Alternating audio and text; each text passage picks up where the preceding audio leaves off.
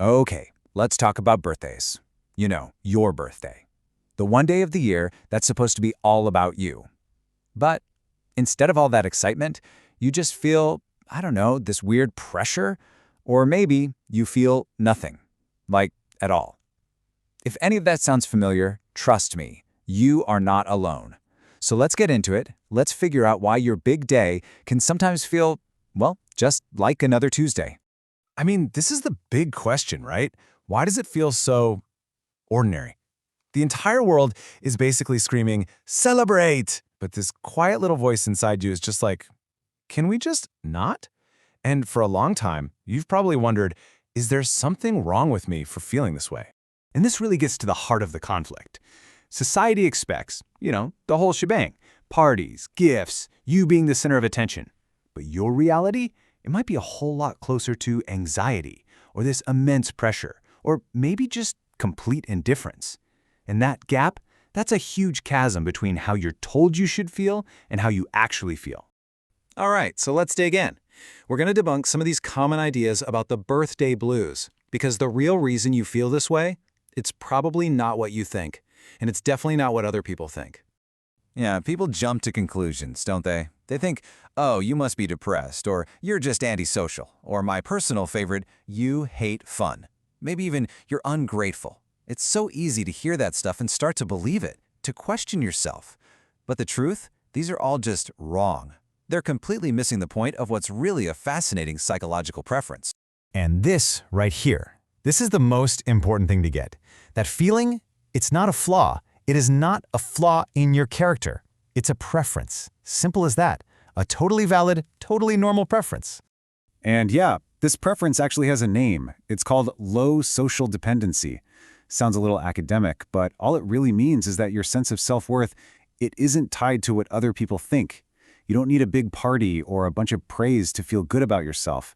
Instead, you find real value in quiet moments, in self-evaluation, in your own internal validation. You're the judge of your own life, not the audience. Okay, so let's look at the psychology here. What's actually going on in your brain on your birthday? Well, having this low social dependency thing, it leads to a really specific and honestly a fascinating way of looking at social events. And this phrase is the absolute key to unlocking all of it: quality over ritual preference. Just let that sink in for a second. It perfectly sums up the whole mindset. See, it's not about avoiding people. Not at all. It's about how you choose to connect. So what does that mean? It means your brain is basically wired to value a real, meaningful connection way more than it values just going through the motions of a tradition. Think about it. Which sounds better to you? A deep, 2-hour chat with one of your best friends, or a surprise party with 50 people you kinda know? For you, that conversation is probably worth 1,000 parties. The ritual, the cake, the singing, it's just background noise compared to the quality of the connection. So let's get one thing crystal clear. You do not hate fun. You don't hate joy. You don't hate connection. That is the biggest, most common mistake people make about this. What you hate is the forced social pressure, the performance of it all, that feeling that you have to be happy, that you have to perform joy on command. It's the obligation tied to the ritual that's so draining, not the idea of a genuinely happy moment. Okay, so now that we get it, how do we turn this into something powerful? Because once you recognize this is just a preference, you can stop just avoiding your birthday and start actually redefining what celebration even means, on your own terms. And here's the big shift in thinking. The goal isn't to avoid celebration. It's to choose a different kind of celebration, one that actually feels authentic to who you are. It's about going from being this passive person who a birthday happens to being the active author of your own day.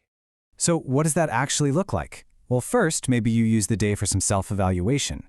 Just quietly reflect on your year, what you learned, where you're headed. Second, you choose real connection.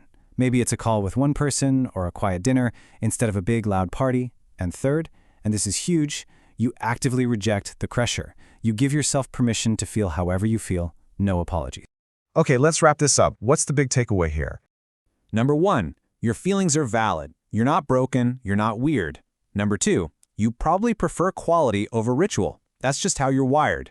Number 3, that means you value real, genuine connection over some big performance. And the most important part, you have the power to define what your own celebration looks like. You're in charge. So I'll just leave you with this one last thought to chew on.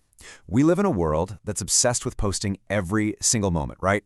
Everything has to be documented.